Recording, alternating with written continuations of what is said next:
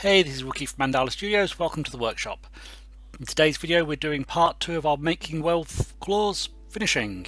So to start off with, we're going to glue prime the claws, and that is simply just a can of spray glue, gently sprayed over the whole surface of the claws.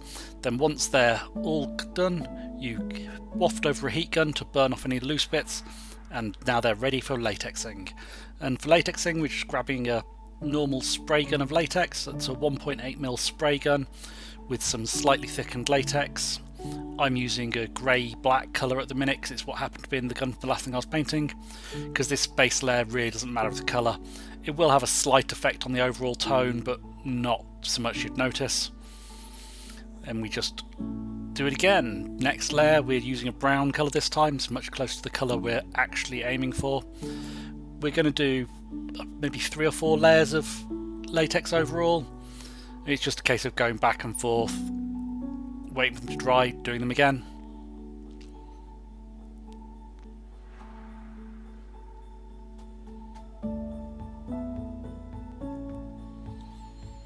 And once they've had enough coats, we're going to just start to deal with the details and finishing.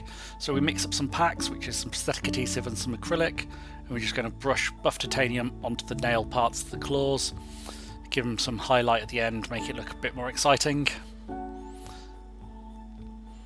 And then we need to add some depth and richness to the colour of the fleshy bits. So we're mixing up a brown ink wash. I'm just going to lightly brush that over the whole thing and let the ink dwell in the recesses and pick up the skin detail. And again, you can see the real nice, much richer tone coming through now with the warmer brown rather than the slightly anemic over the grey.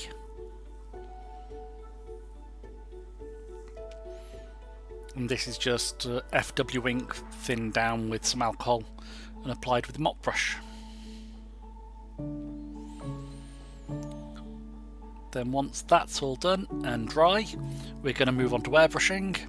And to start with, we're just going to use a brown colour, same cut tone as the ink wash, to start working in the details of the skin a bit more. Any of the big creases need shadows and inside where the joints will be. Then once we've done a brown pass on each hand, we'll go in and we're going to go in with some black to get some high contrast bits, really make the claw bits pop.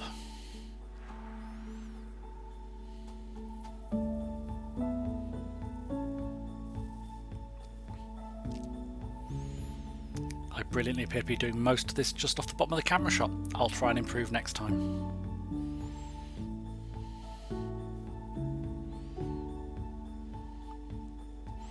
There we go, switching to black now.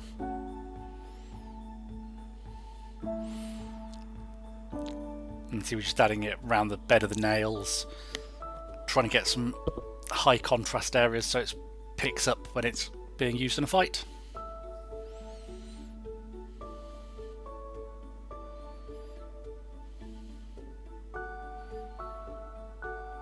There you go, much more dramatic look. Then onto the varnishing. For this, we're going to brush over a layer of Isoflex Special Primer over the surface. This is really dangerous stuff, so you can see I'm wearing respirator in a spray booth, gloves, mask, everything.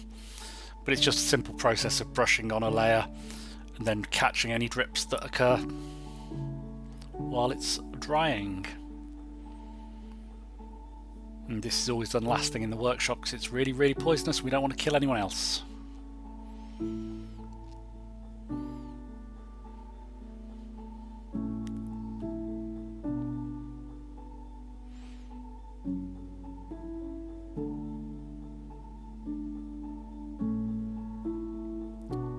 But you can see there's not really any art to this, it's just get an even coverage. Then we seal up the can and throw away the brush. Once that's left overnight to dry, we're going to add the fur. So we just grab a nice big bit of fur, cut it to about the right size with a razor blade, and we're going to start to work it into place. To do that, we're going to glue it down with some hot glue. Second time lucky. There we go. And then we're going to start to work it section by section, stretching and pulling it into the joints around the hand, finger interface, and just keep working it around as we go. We made sure that the nap of the fur was pointing down the arm so it looked more natural, and we're just glue gunning it in place. Some people prefer to use contact adhesive here. I find that too messy for this. I like the joy of being able to just point the glue gun in the right place. Then once we get to the seam, we glue it close, cut it back with a razor blade to get it to exactly where it needs to be, trim it off, and then go in, like you can see there, by peeling it back and then just putting that glue into the seam, and you can see you get really nice seams. Once that's done, we're going to start going around the palm and the fingers. We're just going to cut carefully where we think we're going to need to be and work section by section, cutting, gluing,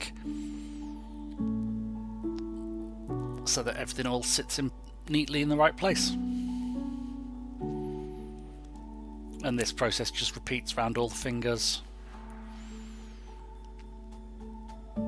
I kind of knew where I wanted to take the fur up on this, so that's why the latexing didn't go all the way down the fingers. And now I'm just going to above that latex join. And we just work around the joints of the fingers, all the bits, and neaten up the bottom edge, glue it down, make a nice back end, and there we go, one finished werewolf claw. Thanks very much for watching, hope to see you again next time. Hope you liked that. Don't forget to like, share and subscribe. Bye!